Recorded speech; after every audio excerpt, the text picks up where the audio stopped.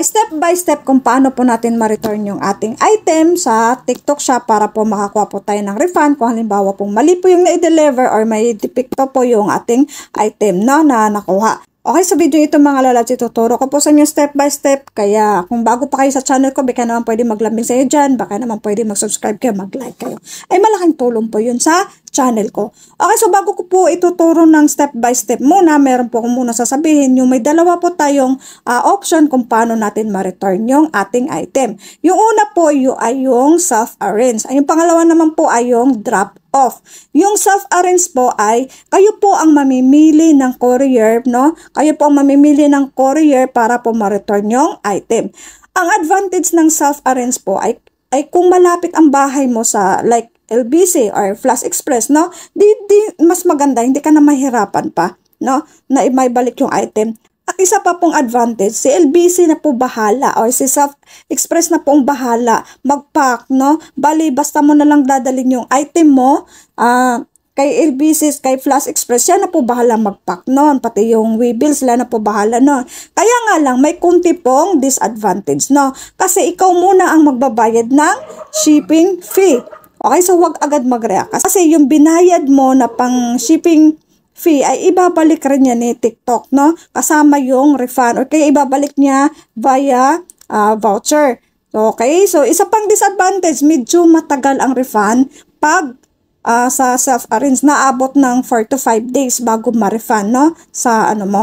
Okay, sa drop-off naman po ay wala kang ibang pagpipilian dyan, kundi GNT lang yung courier kung saan mo i-return yung item. Ngayon, yung disadvantage nun, kapag malayo yung bahay mo sa opisina ni GNT, ano? So, kailangan mo pang magbiyahe, ganon. Ngayon, pag medyo malapit ang GNT ka na, okay, so sa GNT naman, ikaw mismo yung magpapak ng item. Balik kung ano yung ginamit ni seller na pampak, kung may bubble wrap, yun na rin yung gagamitin nyo para mas maano. Ikaw magpapak nun, ikaw din ang magpiprint ng Webull, ganyan. Okay, pag halimbawa nandun ka na, GNT ang gagamitin mo, pag nandun ka na kay GNT, ibibigay mo lang yung parang QR code, no? Pwede i-scan nila yun doon, sila na magpaprint. Pwede naman ikaw din. Tapos yung kagandahan kay GNT, isa pang kagandahan kay GNT po, ay wala ka na pong babayaran sa shipping fee po, no? Hindi kagaya doon kay LBC na ikaw magbabayad. Kay GNT po, wala na pong babayaran at mas mabilis pong ma-refund. Mas mabilis pong ma-refund yung ating, kay TikTok. Okay, so klaro mga lalabs. Okay, so ituturo ko na po sa inyo yung step by step kung paano tayo mag-return ng item gamit po ang drop-off muna, no? Okay, so dito sa pinaka-dashboard ng ating TikTok, punta tayo kay dito sa my shop. I-click natin yung shop na yan para mapunta tayo dito. Then, i-click po natin tong orders. Ayan, click natin ang orders. Okay. So, ito, halimbawa lang to ha. Ito, makikita nyo naman dito yung mga item na, ayan. So, pili kayo dito. Yung mga item na pwede pang i-return, yung nasa gilid, makikita nyo naman may 3 dot dyan sa gilid. Ayan. Ibig sabihin niya, pwede pa yan i-return. Dito, ayan, oh. Ito, hindi na pwede. Ayun, hindi pa. I-deliver pa to. In transit pa. Ito, pwede pa. Ayan. Yung mga wala ng mga 3 dot sa gilid, yan ay hindi na po pwede ibalik yan. Kasi, na siya, lumampas na siya dun sa, sa binigay na oras na pwede i-return. Ayan, wala na siyang dot. So, dito tayo sa, dito sa taas, ayan. Pwede pang i-return yan. Halimbawa dito, ha. Example lang ito. So, click natin to. I-click natin to. May 3 dot sa gilid, no? So, sana po masundan nyo dyan. Ayan, lalabas na po yung request refund. Ayan. So, check natin. I-tap natin yon. Okay, so dito, makikita nyo dito, merong pagpipilian. What is the issue with your item? Ngayon, nasa inyo yan kung ano yung pipiliin nyo dyan. No? So, did not receive parcel.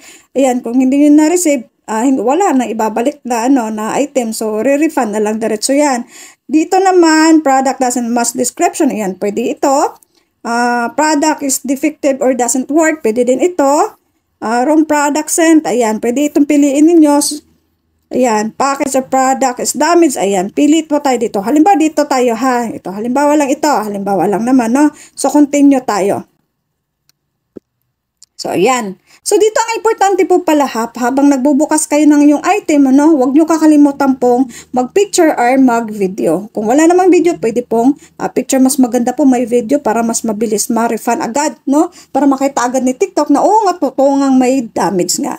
Okay, so dito, Ayan, so makikita nyo naman, so dito mag-upload lang kayo ng video or picture ninyo. Ayan, halimbawa lang na, ha. So, pili tayo dito. Ito, halimbawa lang to. So, select natin, ayan. So, kunwari lang yan, ha, hindi naman yan talaga, ano. At tapos dito naman po ay maglalagay lang po tayo ng ating additional na message po. Pwede naman optional, pwede naman hindi. Pwede natin, lagay natin damage item. Ganyan. Depende na yan sa inyo. Pwede naman hindi ka na maglagay. Okay, so continue lang tayo. Continue. Ayan. So mabilis lang to siya, guys. So dito, ayan, so makikita na yan. So dito na yung sinasabi kong drop off and self-arrange. Ayan. So, dito lang muna pipili natin, no? Ayan. So, dito makikita nyo naman na free returns to. Pero pag self-arrange, ikaw muna magbabayad nun. Pero, i-refund din naman ni TikTok yan. So, dito tayo, piliin natin ang drop off. Then, dito may pagpipilian ka kung alin yung mas malapit sa bahay ninyo. GNT or Flash Express. Halimbawa, GNT tayo. Halimbawa lang, ha? Then, confirm. Confirm tayo. Then, continue na tayo, no? So, continue tayo. Ayan. So, klaro po, ang GNT, ikaw po mismo magpapak nun, papunta ka sa opisina ni GNT, then manghihingi ka daw ng pouch, then ayong wala naman kayong printer, so doon ka na magpa-print sa kay GNT, ipascan mo lang yung QR code at isa-scan ni GNT yan, yung waybill ninyo, yung pinaka-resibo. Ayan, so dito makikita nyo dito, ayan. So, dito naman po sa refund method po, kung wala naman po kayong halimbawa, palagi kayo nagbabayad sa GCash, automatic po lalabas po ang GCash dito. Ngayon, kung wala naman po, i-select nyo lang po yan. Ayan, so pipili pa kayo dito kung saan i-refund. It's either sa bangko ninyo, sa GCash, or sa TikTok Shop mismo. Ayan, oh. So dito, pipili kayo dito. Halimbawa dito tayo sa TikTok Shop. Ayan. Ayan, confirm natin. Pwede din naman bank account, pwede sa GCash. Ayan. So, dito, pwede na natin siya isa-submit, no? Okay, so pagkatapos nyo mag-submit, no? So, ito po yung makikita ninyo, okay? So, after your request is approved, bring the item to the drop-off or GNT, ano? So, meron lang 5 days na ma-return mo, mapadala mo kay GNT. Kung lumagpas na ng 5 days, makakancel na yung request mo na yon.